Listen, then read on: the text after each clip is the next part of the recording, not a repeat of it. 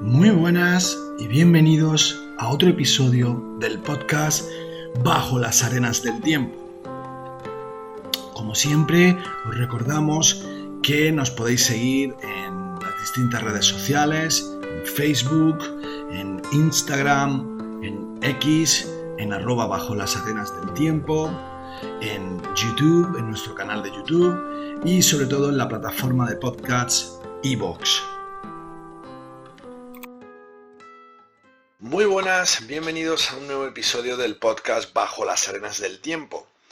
Este sería el último episodio de la temporada en el que vamos a explicar lo que sería el Paleolítico Superior Medio y la transición al Paleolítico Superior, del Paleolítico Medio al Paleolítico Superior. Y partimos de una base que luego, por ejemplo, en los sucesivos episodios, como sería el episodio que tenemos pendiente con Antonio Rosas y el episodio con Hipólito Collado, terminaríamos, la temporada. Si bien es cierto que hablaremos con cada uno de ellos de los distintos procesos evolutivos, cambios morfológicos, características y genéticas que conforman la hibridación, etcétera, etcétera, etcétera. Hablaremos también de los aspectos, contextuales desde el punto de vista arqueológico, como la tecnología y demás, que esbozaremos y dejaremos, desde una perspectiva más, docente en este episodio, y que luego con ellos, durante las entrevistas que hagamos con Antonio Rosas y sobre todo con Hipólito Collado, pues profundizaremos, ¿no? Es verdad que quería terminar en este episodio de este final de la temporada, previo a las entrevistas con Antonio Rosas y con Hipólito Collado, dejar claro, cómo ha sido toda la evolución del género Homo desde que veíamos los prehomininos, etcétera, etcétera, hasta la consecución, de nuestra especie, de Homo sapiens sapiens, o de Homo anatómicamente modernos. Y claro, ¿cuáles serían esas culturas que desarrollaron el Paleolítico Superior y de las cuales terminaríamos entendiendo a qué llamábamos Paleolítico inferior, medio y superior, y la diferencia, por ejemplo, ya lo veremos en la segunda temporada, con el Neolítico, ¿no? Y terminamos, por ejemplo, en este episodio de hoy con el Epipaleolítico, ¿no? Hacemos toda una horquilla cronológica que va desde los 350.000, 150.000 años en el Paleolítico Medio, y acabamos con los entre 10.000 y 7.000 años que conlleva el Epipaleolítico. Es verdad que nos vamos a centrar en aspectos más de contexto puramente arqueológico, desde una perspectiva de asentamiento, de estrategias de carácter económico, de aspectos puramente tecnológicos, de la cultura propia, y abarcaremos también aquellos elementos característicos, tanto a nivel de tecnología como a nivel de simbolismo y representación de cada una de ellas, para acabar, como os digo, con el Epipaleolítico.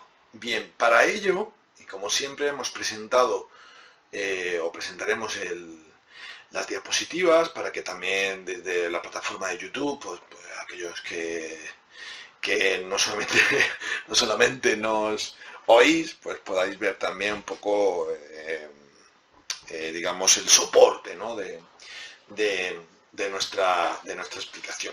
Y también me apoyo también en la bibliografía que hoy os iré comentando a lo largo del episodio. Así que, como bien veíamos un poco en el último episodio con Mario Modesto del CENIE, pues la importancia que conllevó a nivel morfológico y genético la última fase, ¿no? de neandertales, denisovanos y sapiens, que profundizaremos con Antonio Rosas en el próximo capítulo. Pero bueno, quería ya que nos quedamos al final de Neandertal y Heidelbergensis, quería acabar un poco con esta, digamos, linealidad, que sabemos perfectamente que en el marco de la evolución humana no existe la linealidad, sino que existe más bien esa red de idas y venidas desde el punto de vista genético, morfológico y fisiológico, podríamos decir, y que con ello, pues, tan desde el punto de vista cultural y desde el punto de vista, podríamos decir, contextual, lo vamos a ir viendo, ¿vale? Pues comenzamos. Cuando hablamos del Paleolítico Medio, ¿vale? Hablamos de esos estadios en los cuales veníamos, ¿no? De ese final, digamos, del Paleolítico inferior y subíamos con ese Paleolítico Medio cuando hablábamos de Heidelbergensis, cuando hablábamos ya del uso en las cuevas, hablábamos, acordaros del capítulo con mi gran amigo José Antonio Solano García, que hablábamos de ese uso de espacios al aire libre y de ese uso de contextos en cavidades, y cómo la gran diferencia, por ejemplo, con Heidelbergensis es que se quedaba en los abrigos y no se introducía tanto en la cavidad como luego, por ejemplo, veremos en Neandertal, etcétera, etcétera. Bien, el Paleolítico Medio es el periodo, ¿vale?, que comprendido entre los 130.000 y los 30.000 años.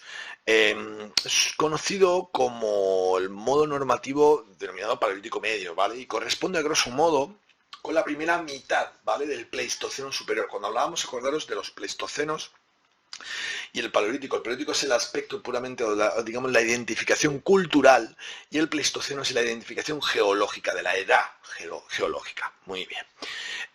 Coincidiendo el Pleistoceno superior con el surgimiento y desaparición del Homo neanderthalensis. Digamos que dentro del marco del Paleolítico Medio, el Homo característico y sustancial de este periodo va a ser, evidentemente, el Homo neanderthalensis. Los registros arqueológicos en Andalucía son más abundantes que en fases precedentes. Es decir, es verdad que veíamos, por ejemplo, cuando hablábamos con José Antonio Solano García, hablábamos de la Cueva del Ángel, en Lucena, en Córdoba.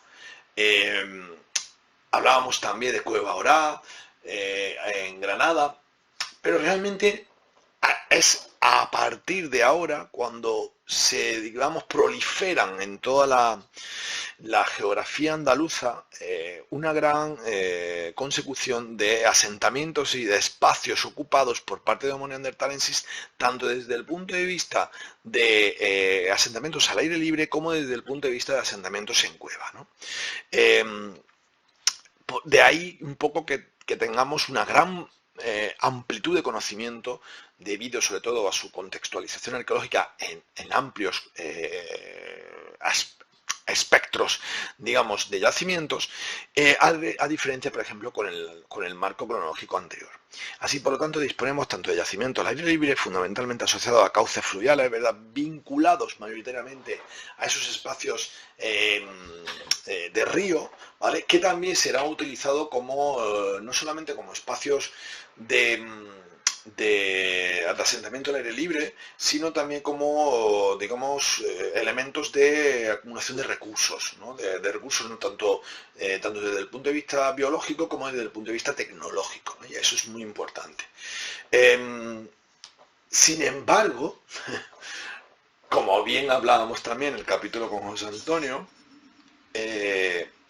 dentro de este contexto, los mejores conservados, por sus características específicas, ¿no?, que contienen toda su homogeneidad o mantenimiento estable de humedad relativa, temperatura, etcétera, etcétera, y la ausencia, digamos, de afecciones externas, son sobre todo las cavidades, ¿no? Los contextos en cuevas son aquellos yacimientos que van a perdurar, van a conservar mejor los materiales y a su vez vamos a tener una mayor probabilidad de documentación y registro arqueológico, ¿vale? Bien. A ver, un momento. Bien. como bien decíamos, aunque el Paleolítico Medio se inicia en torno a los 850.000 años antes se termina, en el año 35.000. En torno al 35.000, ¿no? Es un periodo de la prehistoria humana caracterizada por el predominio de la cultura musteriense y de la técnica Levallois, o del método Levallois. Es el denominado como tecnología propia de los neandertales, ¿no? Y abarca aproximadamente entre los años 130.000 y 33.000, ¿vale? Lo que es, digamos, dentro de lo que es el marco cronológico del Paleolítico Medio, ¿vale? Esos 130.000 y esos 30.000 años, ¿no? Que es un poco lo que hablábamos anteriormente. Y que básicamente se le llama musteriense a la técnica, a la tecnología, mejor dicho, documentada y registrada en el yacimiento de Le Mustère en Francia, ¿vale? A través de los fósiles de Neandertal que se documentan. Es muy importante esta diapositiva porque vemos claramente cómo la evolución desde el Plioceno al Pleistoceno, el periodo neógeno o al periodo cuaternario, ¿vale? Tiene una vinculación con el proceso evolutivo del género Homo, con respecto también a las características, podríamos decir, medioambientales, ¿no? Y con ello a las variaciones de temperatura existentes en los distintos periodos. Por ejemplo, cuando vemos el inicio, por ejemplo, del crecimiento del casquete polar ártico, ¿no? En la África, la primera aparición del género Australopithecus, ¿no? Tenemos en el Gauss o en el Gilbert, ¿no? Es una polaridad. Estas son las polaridades que también se utilizan, ¿no? Es decir, el planeta ha modificado su polaridad, lo que nos sirve a la hora de establecer unas dataciones absolutas, ya que se tienen controladas esas, a nivel geológico, esas polaridades, y se tiene establecido unos marcos cronológicos, de manera que cuando somos capaces en el registro arqueológico y en la toma de muestras de poder documentar esa polaridad, podemos obtener unas dataciones absolutas. Bien, a partir de ese, como vemos aquí, el cierre del istmo del Panamá en torno a 2,7-3,2 millones de años, en la polaridad normal, ¿no? en el Gauss, se inicia el crecimiento del casquete polar, es decir, que baja, a partir de ahora sube las temperaturas y comienza lo que se denomina una polaridad inversa, ¿vale? Que es el Matuyama. Y en el Matuyama, acordaros, hablábamos pues de el inicio del género Homo, ¿no? Con la primera aparición de Homo habilis, se extiende Australopithecus, tenemos una serie de, en la polaridad de Olduvai, por ejemplo, que es, digamos, el entremedio, ¿no? entre Matuyama y Jaramillo, por ejemplo, que sería en torno a 1 millón de años, desde 1.800.000 hasta 1 millón, vemos claramente cómo esos periodos, esas inversiones, ¿vale? Genera, por ejemplo, pues digamos, la expansión o aparición de Homo ergaster, ¿vale? Homo erectus, una vez sale de África, como veíamos anteriormente, se extinguen los parántropos, y a partir del millón de años, con la polaridad normal de Jaramillo, ¿vale? Comienza lo que denominamos en Europa como digamos, el boom del achelense en África, pero ya también el modo técnico, el modo 2 en Europa, ¿no? Con la presencia de Homo antecessor, Homo heidelbergensis, Homo neanderthalensis, y si os dais cuenta, por ejemplo, desde el Jaramillo hasta el Brunes existe una polaridad inversa, ¿vale? Que es digamos, que está entre antecesor y heidelbergensis, ¿no? Que bajan las temperaturas y se mantienen y comienzan a subir, ¿no? Sobre todo a partir ya de finales del 600.000, 700.000 años, y con el nacimiento y surgimiento de neanderthalensis en Europa, ¿vale? Es lo que sería en la polaridad Brunes. Y es aquí, ¿vale? En este paleolítico inferior europeo, acordaros, el paleolítico inferior europeo surge sobre todo a partir del 1.000.000 de años, el Paleolítico medio en torno a los 300.000, podríamos decir, y ya el superior en torno a lo que estábamos hablando prácticamente, pues eso, 130.000, 140.000. ¿Vale? Bien, que sería ya luego el modo técnico 3, que es el musteriense, y luego veremos más adelante el modo técnico 4. Bien, ¿cómo serían los modelos de ocupación? Es decir, ¿cómo se establece esos cambios o esos aspectos característicos desde un punto de vista de ocupación del territorio por parte del Paleolítico medio? En Andalucía sobre todo lo vemos desde una perspectiva cultural, subsistencial, económico o simbólico. ¿Por qué? Porque vamos a tener características y presencia de elementos materiales que nos van a especificar desde esa perspectiva cultural, desde una ocupación del territorio, desde una perspectiva subsistencial, es decir, unas estrategias de caza, unos modelos de ocupación y de control territorial, un marco económico, es decir, una característica concreta que va asociada a unos elementos de modelos de caza, modelos de extracción social, es decir, etcétera, vinculados a un elemento puramente económico de la subsistencia del grupo, y luego desde una perspectiva simbólica, que caracterizará al Paleolítico medio en Andalucía, que queda concretado también durante la última parte del Pleistoceno medio, como veíamos anteriormente. ¿Vale? Bien, en esta ampliación se debió de tener mucho que ver un mayor control microambiental. ¿Por qué? Porque es verdad que desde una perspectiva territorial, a diferencia, por ejemplo, como veíamos cuando hablábamos acordaros cuando hablábamos de Homo erectus, del hombre de Orce, ¿no? Cuando hablábamos del yacimiento de Orce, cuando hablábamos inclusive con José Antonio Solano de cómo se plantearía la perspectiva y en comparación con otros yacimientos dentro de la península ibérica, hablábamos de ciertos paralelismos desde una perspectiva ecosistémica, desde una perspectiva medioambiental, que vinculaba a un territorio mucho más amplio, mucho mayor, vinculado claramente a las rutas seguidas por los grandes animales, y que a diferencia, por ejemplo, con el Paleolítico medio, lo vemos más vinculado a espacios y control territorial muy concretos, ¿no? Por lo tanto, partiríamos de esa perspectiva micro, ¿vale? Microambiental, mediante la progresiva generalización sobre todo del uso del fuego. Aquí es donde entra en vigor ya una dinámica que lo veíamos, por ejemplo, en la Cueva del Ángel en Lucena, lo veíamos en la Solana del Zamborino en Granada, la vemos hay una cueva en Murcia, que es la cueva de... no me acuerdo ahora mismo, me acuerdo del director, que es Walker, y que tiene una secuencia de superposición de hogares, ¿no?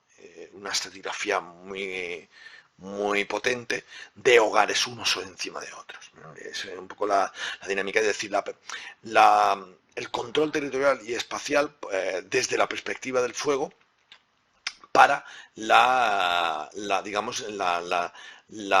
relación entre el grupo humano y el medio ambiente desde una perspectiva micro. Bien, por lo tanto se adecúan los espacios mediante estructura doméstica y la elaboración de vestimenta. Es decir, somos capaces en el Paleolítico medio de generar espacios micro desde una perspectiva territorial y desde una perspectiva espacial, y a su vez elementos ya señeros o significativos, ¿vale? Desde la perspectiva del género Homo tal y como lo entendemos, ¿no? De la elaboración de vestimenta. Y también somos capaces de llegar a extremos altitudinales, es decir, podemos llegar a elementos geográficos y territoriales de grandes altitudes, e inclusive también, por lo contrario, algunas de las principales bahías de la costa del sur ibérico, como la bahía de Málaga o Algeciras, son también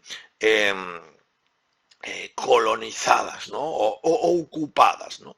Todo ello sin dejar de frecuentar las seculares áreas del Pleistoceno medio, documentadas en numerosas terrazas fluviales de la región.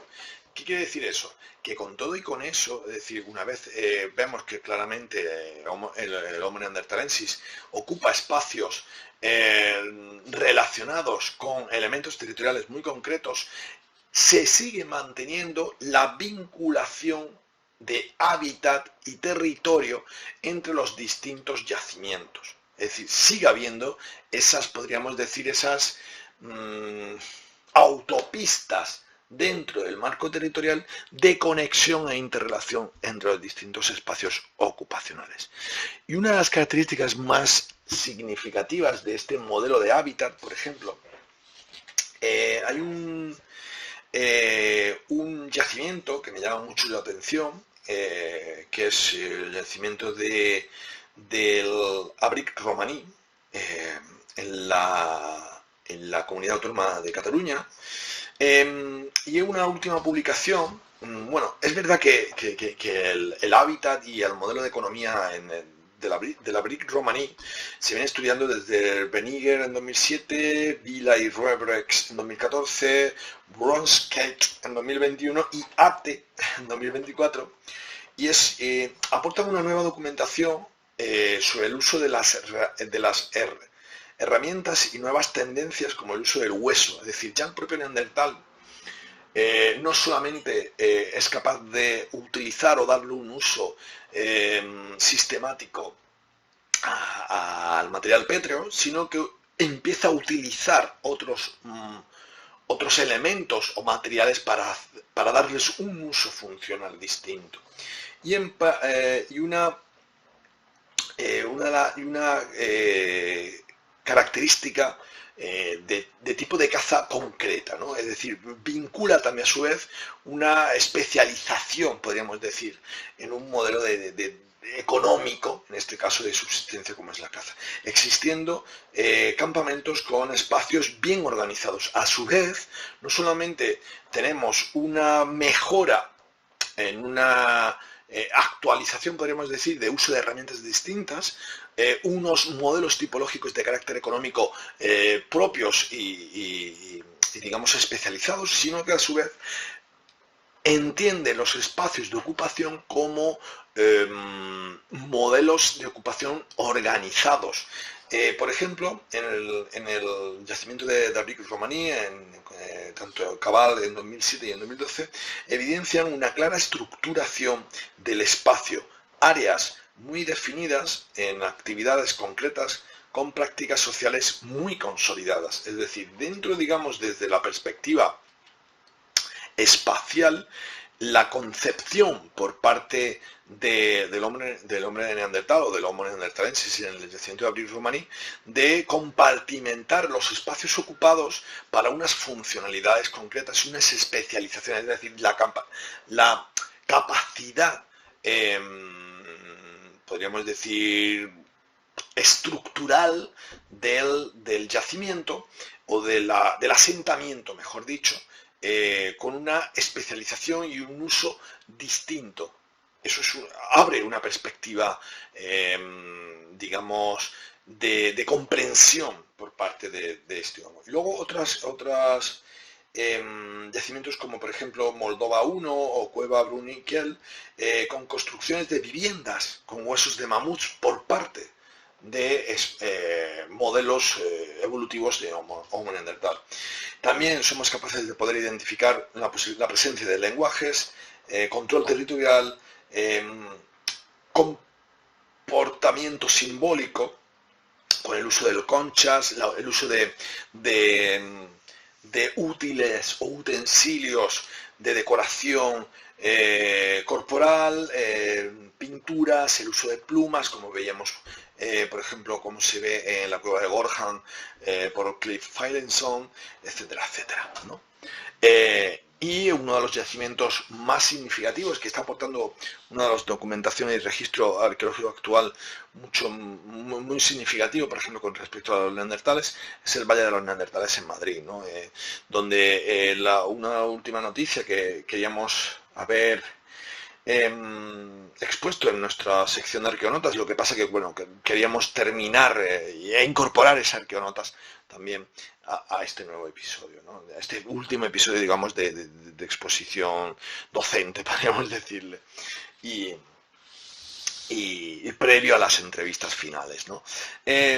Donde se ha podido documentar la presencia como de un uso ritual por parte de los neandertales con respecto a la conservación y deposición intencionada y bien estructurada de cornamentas y cráneos de grandes bóvidos, grandes bueyes, ¿no? Bueyes y toros, ¿no? Eso. De manera que nos estaba hablando de ese comportamiento simbólico por parte también de los neandertales, como hemos visto también en otros yacimientos, y como lo vemos, por ejemplo, con el yacimiento de Abric Romaní y este del Valle de los Neandertales, como vemos por ejemplo, en la propia, el propio cartel del Parque Arqueológico del Valle de los Neandertales en Pinilla del Valle, en la Comunidad de Madrid, con la presencia de esas cornamentas y de esos cráneos de toro, ¿no? Es decir, la presencia de ese uso simbólico, que luego lo veremos en el marco simbólico desde una perspectiva artística, ¿no? Como veremos con el arte rupestre a posteriori, ¿no? Pero podemos decir que precisamente la acumulación de cráneos de grandes herbívoros en la cueva descubierta en Madrid, que forma parte también del Valle de los Neandertales, y también los elementos gráficos y pictóricos en las primeras manifestaciones que denominamos dentro del marco que veremos más a continuación, el First Art, perdón, y que esbozaremos y profundizaremos con Hipólito Collado. Estas son también una imagen de esas estructuras circulares creadas por neandertales en el Paleolítico Medio, que también aportan esa comparativa con el Abric Romaní y por lo tanto nos muestran una dinámica, una sistematización de la estructura y organización interna de los asentamientos y los campamentos por parte de los neandertales, ¿no? Y en este caso la acumulación de elementos óseos claramente dentro de espacios en las cavidades, ¿no? Esto un poco el elemento que veíamos anteriormente de Piña del Valle, ¿no? en la cueva descubierta, ¿no? Y sin duda, pues uno de los yacimientos más significativos desde esta perspectiva es sin duda la cueva del Sidrón en Asturias, ¿no? De la cual hablaremos con Antonio Rosas, que formó parte del equipo que obtuvo el ADN neandertal, que en el libro Las palabras en el tiempo de Carles Laloza Fox, pues bueno, habla precisamente de cuál fue ese análisis, esa toma de muestra, ese proyecto de investigación que determinó pues la secuenciación del genoma neandertal y el cambio de paradigma que supone el genoma neandertal y el denisovano, ¿no? Y la hipótesis del multiregionalismo, que se ve claramente relacionada, ¿no? Y es muy, muy interesante, de lo cual hablaremos con Antonio Rosas en la entrevista que le realizaremos. Por lo tanto, cuando hablamos de ese Paleolítico Medio y cuando hablamos de esas características que conforman una diferenciación o una correlación de matices significativos del Paleolítico Medio y por lo tanto de esa presencia cultural, social, simbólica del hombre de Neandertal, es sin duda muy característica estos yacimientos que hemos comentado. Una de las características, lo tengo aquí apuntado, que si bien es cierto que se lo quería comentar a Antonio, pero bueno, lo planteamos en este episodio y luego si un caso en la entrevista se lo planteo. Leyendo a Jordi Agustí en su libro, creo que era Genes, Cerebros y Símbolos, hacía alusión a una característica eh, de los primates, ¿no? Hablaba de la organización social en bandas, ¿no? Que es un elemento característico del primate, ¿no? Y que evidentemente el género Homo ha ido incorporando ese aspecto. Sin duda, uno de los elementos que creo que lo tengo por aquí apuntado y que caracteriza sin duda a lo que luego hemos visto, bueno, lo vemos claramente con Homo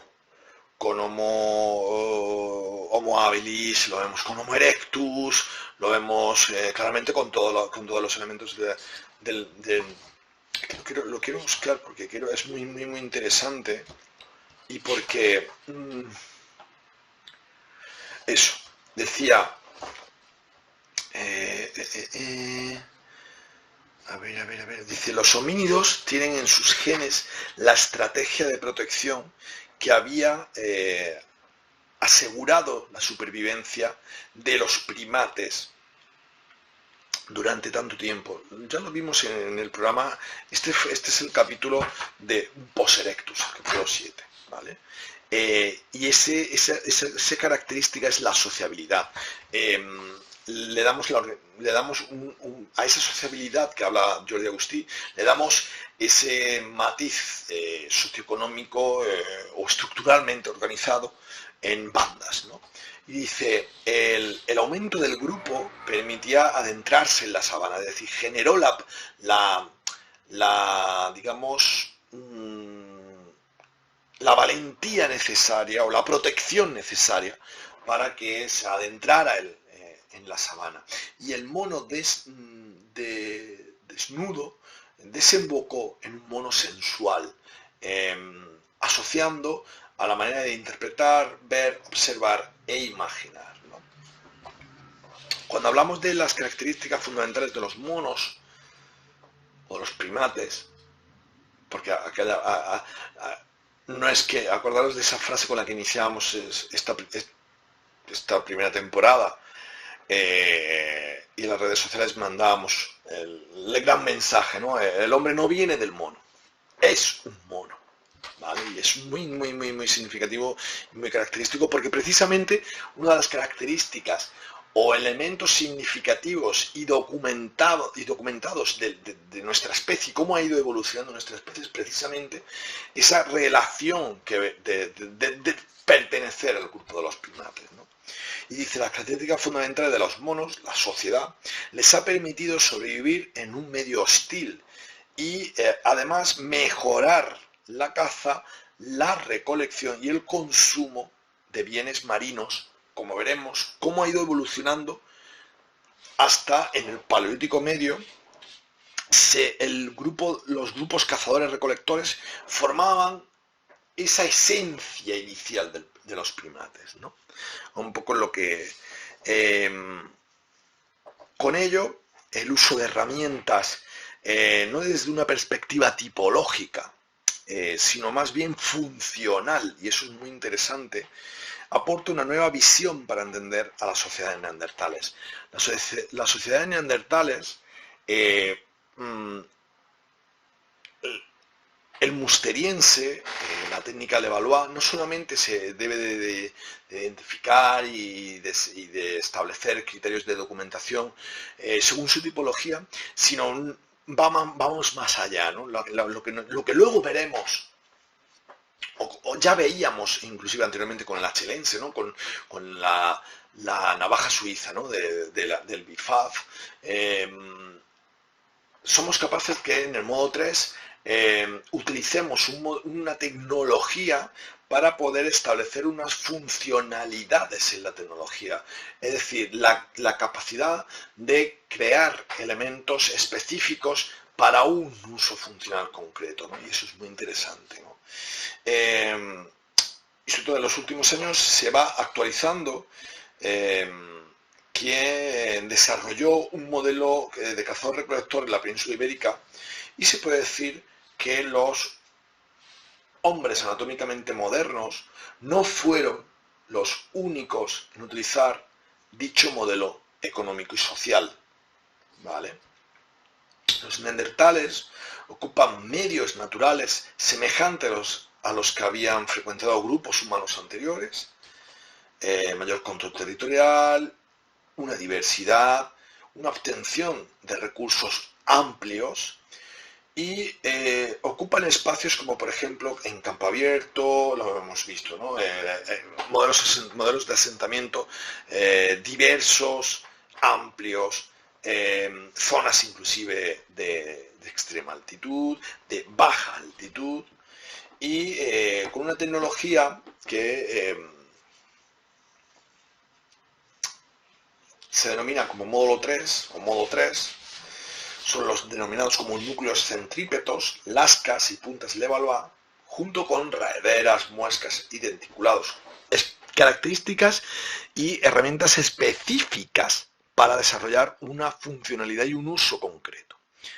La tecnología, la generalización de los esquemas operativos destinados a la producción de lascas, es decir, un modelo de sistematización, es decir, la comprensión de una sistematización para generar y transformar útiles mediante retoque, es otro de los rasgos diferenciadores establecidos para la caracterización del Paleolítico Medio. Y en el caso de Andalucía, los conjuntos andaluces se ubican dentro, acordaros de aquello que hablábamos con José Antonio Solano García, que nos hablaba precisamente de la zona del Zamorino, con esos mis 9, mis 8, es decir, son modelos, digamos, de caracterización medioambiental que generan, por un lado, una posibilidad de datación absoluta cronológica, pero por otro lado, la adecuación o adaptación al medio tras su transformación por parte de los grupos humanos, ¿no? Y en concreto, con el MIS 5 y el MIS 3, en torno a esos 130.000, 40.000, muestran una tendencia al predominio de las fases del lascado Levallois, es decir, hay una sistematización del uso por parte de estos grupos humanos de un modelo tecnológico concreto como es el lascado de la técnica Levallois.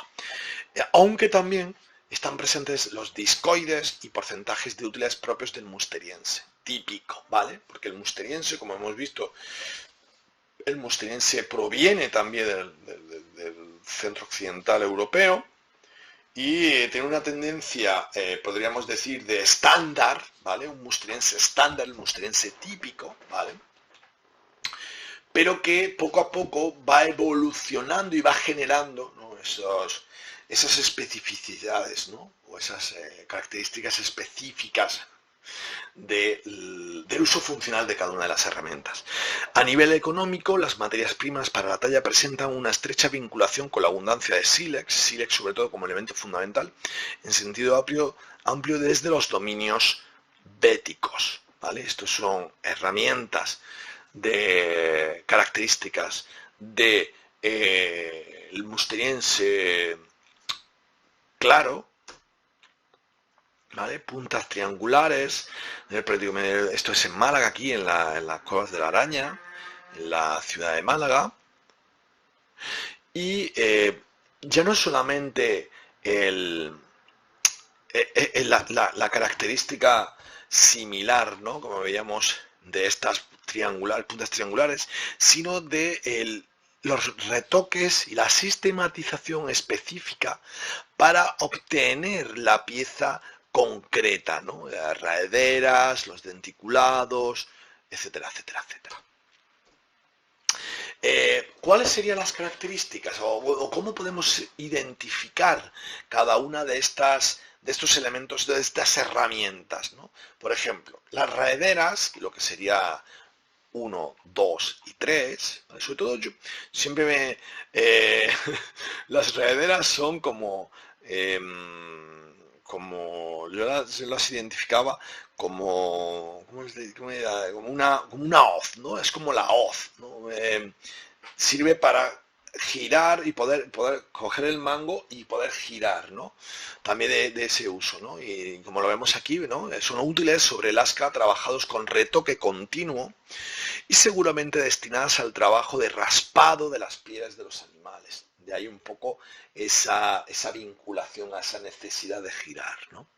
Según sea su retoque, se habla de raederas simples, como la 1 y la 3, o dobles, como la 2. Si os dais cuenta, tanto la 1, que tiene solamente el retocado en la parte derecha y parte de esta parte superior izquierda, al igual que la 3, pero a diferencia, por ejemplo, de la 2, que los retoques están en todo, digamos, podríamos decir, en 180 grados, ¿no? Podríamos decir, más o 360, 180.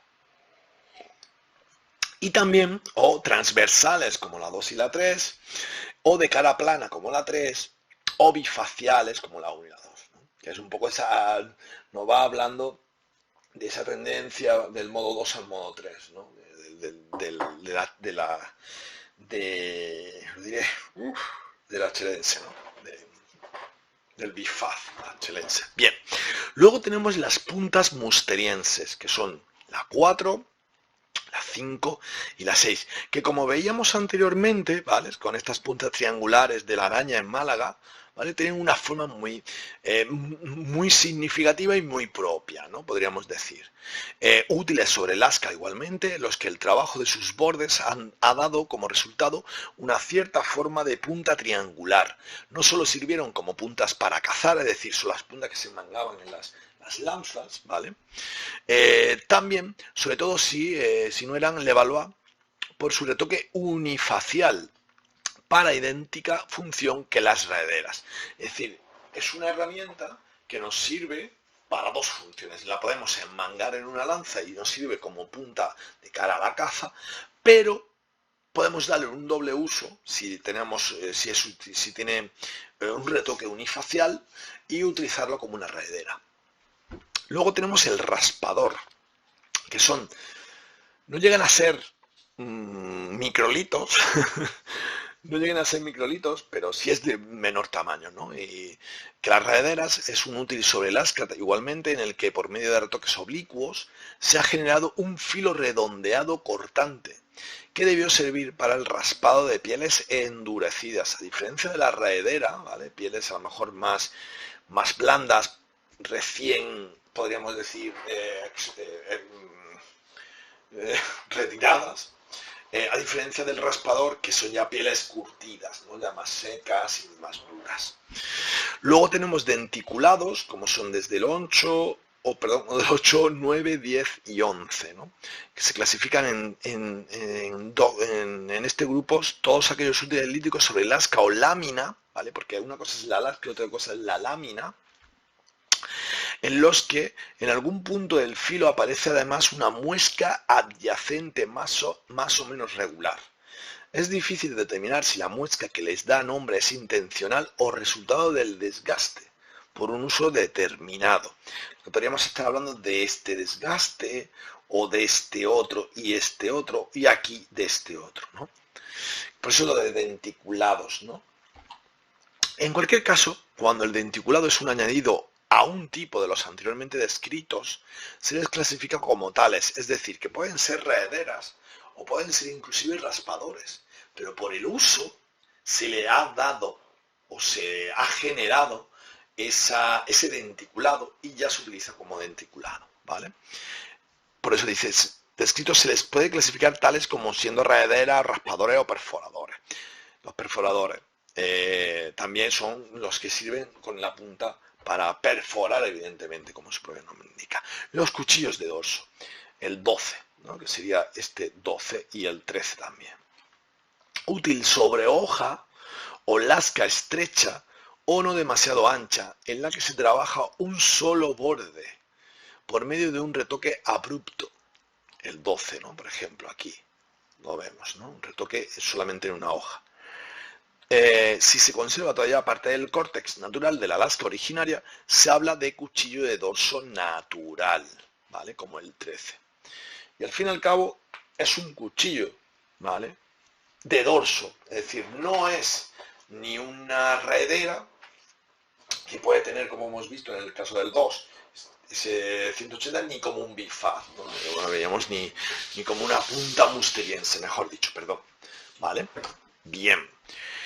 Pero también, como sabemos, cuando hablamos de esta capacidad que tiene, que tenemos en el Paleolítico Medio y que tenemos evidentemente con Homo antecesor, perdón, con Homo neandertal, una de las características que hablaremos con Hipólito Collado de este First Art es el característico o significativo de los primeros paisajes simbólicos.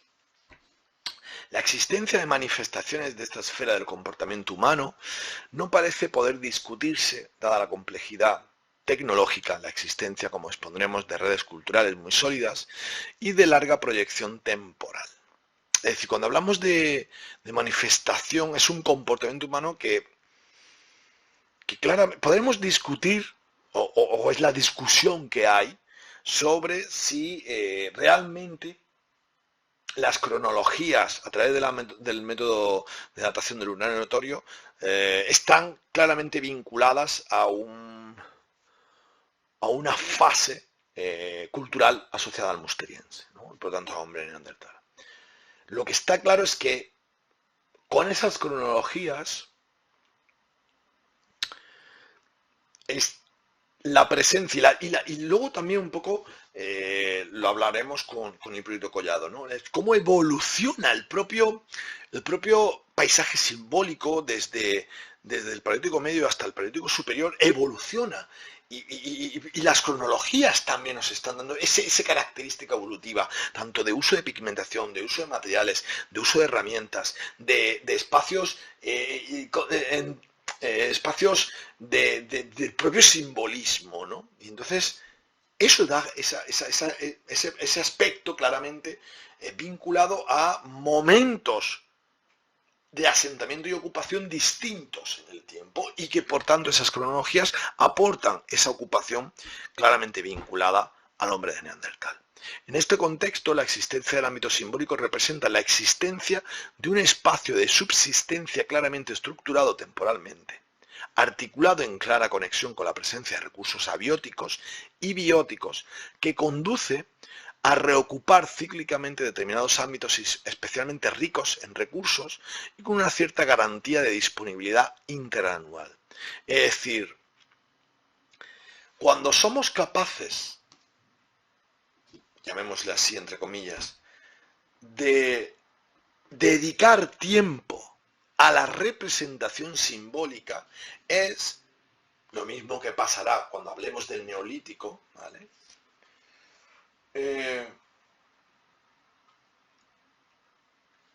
Es porque tenemos nuestra subsistencia, es decir, aquella característica que nos hacía primates, ¿vale? Vivir en sociedad, nos daba valor para introducirnos en la sabana, nos está dando ese elemento de protección necesario como para dejar fluir nuestro pensamiento, nuestro marco mental y abstracto, ¿vale? Y de ahí que el resultado sea ese paisaje simbólico. El patrón, o este patrón, es el que genera gruesos paquetes arqueográficos y expresa múltiples ocupaciones en espacios dilatados en el tiempo. Por ejemplo, Tarihuela en Granada, Orá en Granada, Bajondillo en Málaga, Abrigos 3 y 4 del complejo de Humo en Málaga, representan elementos, o espacios mejor dicho, con elementos amplios en el tiempo. por lo que está mostrando, que luego hablaremos cuando entrevistemos a Hipólito, del porqué del uso de espacios, en este caso cavidades y abrigos, como un marco identitario del género Homo, y cómo se ha ido reutilizando esos espacios, o sea, se le ha dado esa identidad a ese espacio a lo largo del tiempo, y no solamente entendiendo el tiempo como un estadio cronotemporal, es decir, como en, no sé, 65.000 años se pintaba y se pinta en 33.000, por lo tanto 30.000 años de pintura. No, desde una perspectiva mucho más identitaria, como un elemento geográfico y territorial propio del género. Perdón. Y cómo somos capaces, o se ha sido capaz, de entender que Neandertal y Sapiens han utilizado, de una perspectiva abstracta y de pensamiento, espacios similares. Amplias dispersiones con una alta densidad de materiales cuando las zonas al aire libre no han sido excesivamente perturbadas por procesos geomorfológicos. Ejemplo de ello podrían ser los Llanos de Santana o Ermita Nueva. Es decir, cuando lo veíamos hablando con José Antonio Solano, hablábamos de Ardales, de la cueva de la Señora Trinidad de Ardales, y no solamente el espacio de asentamiento interno, sino el espacio al aire libre que tiene la propia cavidad. Y de cómo el uso simbólico del interior de la cavidad y de un uso funcional distinto al del asentamiento al aire libre. Y ahí está la clave, ¿vale? Para entender esas características, esa economía, esa sociedad, esa complejidad estructural, mental y de pensamiento que se tenía en el Paleolítico Medio. Las diapositivas que tenéis en pantalla es de Ardales, de la cueva de Ardales.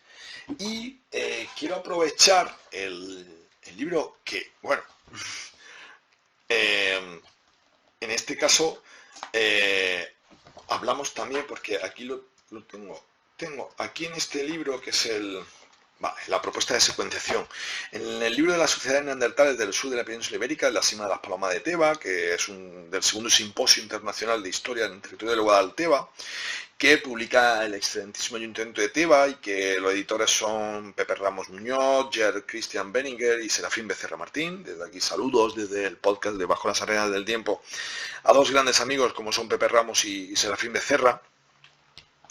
El mismísimo Antonio Rosas hace primer artículo explicando el marco evolutivo y secuencial genético de Neandertal, y bueno, Pepe Ramos hace un esbozo de todos los estudios sobre Neandertales en la provincia de Málaga o en el sur peninsular. Y en concreto en el capítulo 12, sobre la cueva de Ardales, arte arcaico y su relación con el entorno artístico del sur de la península ibérica. Hablábamos inclusive con Hipólito sobre esta secuenciación. Hablan de un ciclo inicial, un arte arcaico, que luego en el nuevo libro publicado de Málaga Neandertal lo denominan ya como el horizonte anicónico, ¿vale? Tenemos planteamientos como más antigua, dice, la planteamos como más antigua gracias a las dataciones en Ardales en 2018, las Suertes en 2022 y en Coa Victoria en 2025. Está presente en la mayor parte de los yacimientos rupestres malagueños, aunque no se hayan obtenido fechas por el momento. Se trató, como se ha propuesto anteriormente, de un sistema de marcado y acciones gráficas realizadas en estas cuevas mediante la aplicación directa de pigmentos rojos sobre las paredes, techos y concreciones, estalactitas, estalagmitas, columnas, etc. Mediante el empleo de técnicas de aerografía, soplado directo o a través de tubos o modo de aerógrafos, e impresiones y grabados digitales sobre superficies blandas actualmente endurecidas. Su origen se sitúa en el tramo final del Paleolítico Medio e inicios del Paleolítico Superior, y ha sido relacionada con la apropiación de los espacios subterráneos y la exploración inicial de las cuevas por parte de los Homo sapiens neanderthalensis y los primeros Homo sapiens sapiens, desde el Paleolítico Medio hasta la etapa gravetense del Paleolítico Superior. La propuesta de secuenciación en Ardales en concreto habla de el arte arcaico, signos pintados por la aplicación, con los dedos manchados en rojo de puntuaciones, barras, marcas agrupadas o no, y marcas aerografiadas, realizadas mediante el pulverizado de pigmento rojo y agua, que se despliegan por toda la cavidad y que aparecen invariablemente infrapuestas a otras técnicas de ejecución. Al final de este ciclo se sitúan las manos en negativo, aerografiadas con pintura negra, localizadas en la sala central o de las estrellas, y en positivo, ejecutadas por aplicación directa de la pintura roja y ocre, situadas en distintos puntos de las galerías bajas. Lo debemos a Cantalejo et al. 2023. Claro, entre este inicio anicónico o arcaico de estas pinturas con las cronologías que se dan en Ardales, a partir de 2018 se habla de unas cronologías de en torno a 65.000 años. Claro, hablábamos también de claramente de esa vinculación abstracta y de pensamiento que, como bien decíamos en estos libros, estas pinturas y este First Art nos está mostrando esa vinculación claramente con ese homo neandertal, ¿no? Y claro, dentro de este paradigma tenemos que plantearnos lo que podría plantearse en un primer momento, o que se planteó y que lo hemos hablado muchas veces a lo largo de esta primera temporada, con Juanma Jiménez Arenas hablamos, lo hablamos con Mario Modesto, lo hablaremos con Antonio Rosas, y es la hibridación como otro mecanismo evolutivo de primer orden. Entendiendo, y además hay un artículo en este Arqueonautas que incluimos en este episodio, hay un último artículo que se ha presentado sobre la continuidad y no sistematización, pero sí una continuidad en el tiempo vinculada a la hibridación entre neandertales y sapiens, no entendida como un elemento esporádico, sino como una hibridación continuada y sistematizada, podríamos decir. Y por lo tanto, claro, eso nos está dando una clara vinculación a un aporte no solamente desde el punto de vista genético, desde el punto de vista sexual, podríamos decir, fisiológico y morfológico, sino que a su vez estaríamos hablando de una relación cultural también, ¿no? Y de una relación que se aportan también elementos sociales y culturales típicos de una cultura como la musteriense y una cultura como la auriñaciense desde el punto de vista del Paleolítico Superior en Europa. Y claro, todo eso nos da, por ejemplo, hablábamos con Mario Modesto cuando hablábamos de los denisomanos, ¿no? Y que entendíamos que genéticamente tenían una vinculación más destacada con respecto al Homo neandertal, pero que realmente morfológicamente a lo mejor eran similares, ¿vale? Y es esas características propias de un neandertal, pero en el sector, digamos,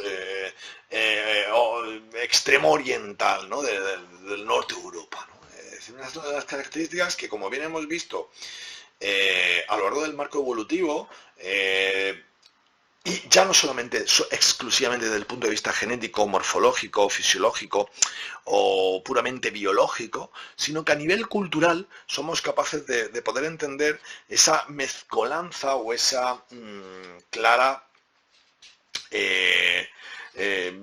vinculación a el ámbito puramente de relación entre las distintas especies, ¿no?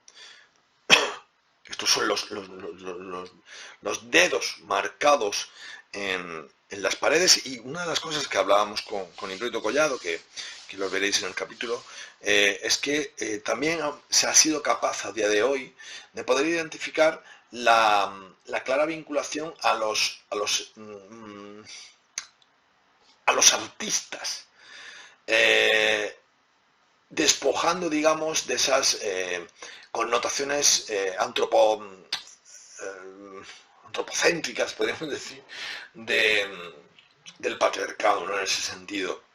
Por lo que no solamente pintaban los hombres, no solamente pintaban hombres adultos, sino que tenemos género femenino pintando, inclusive niños y abuelos, ¿no? Podemos decir que es parte de todo el marco poblacional del grupo humano, forma parte o está vinculado a ese elemento simbólico desde la perspectiva cultural, porque representa y es identitario del grupo poblacional. Y yo creo que ahí es donde está la clave, para entender el valor, cuando hablemos de patrimonio cultural o patrimonio histórico, de patrimonio etnológico, estamos hablando de un elemento identitario desde una perspectiva cultural asociado a un grupo humano concreto. En el caso del arte rupestre y de este primer arte, se ha podido constatar la presencia de una identificación por parte del grupo en su globalidad, y eso es una de las características más sustanciales y más significativas a tener en cuenta. Recordar sin duda las intervenciones que se desarrollaron por parte del equipo de la UCA, de Pepe Ramos y de Christian Benninger, en la Cueva de Ardales en 2018 hasta 2022, un PGI que dio un proyecto general de investigación que dio muchos resultados muy positivos y de primer nivel, y aportaron un conocimiento sin duda exponencial respecto de la Cueva de Ardales y de la ocupación neandertal en el sur de la península ibérica. Un poco lo que hablábamos también, este primer arte, contexto, hay que destacar no solamente en el sur de la península ibérica, en la cueva de Doña María Trinidad de Ardales, que establece unas cronologías anteriores inclusive a los 64.000 años, en la Sala de las Estrellas, a través de la datación mediante uranio torio, sino también, a su vez, se obtiene el planteamiento al respecto de otro tipo de cavidades con similitudes en el marco pictográfico y similitudes de datación cronológica, como son la Pasiega en Cantabria y Maltravieso en Extremadura, de las cuales con Hipólito Collado hablaremos largo y tendido. Y está claro y vinculado claramente a realizado por manos neandertales. Este planteamiento supone un cambio de paradigma en cuanto al origen del arte rupestre, hasta la fecha asignado exclusivamente a Homo sapiens. Y es una de las características que desarrolla el proyecto First Art, que hablaremos con Hipólito Collado, sobre los modelos de gestión, conservación y documentación de la primera manifestación de arte rupestre en el suroeste de la península ibérica, relacionando Maltravieso en Extremadura con las cuevas del Escural en la vecina Portugal. ¿Qué conlleva el tránsito?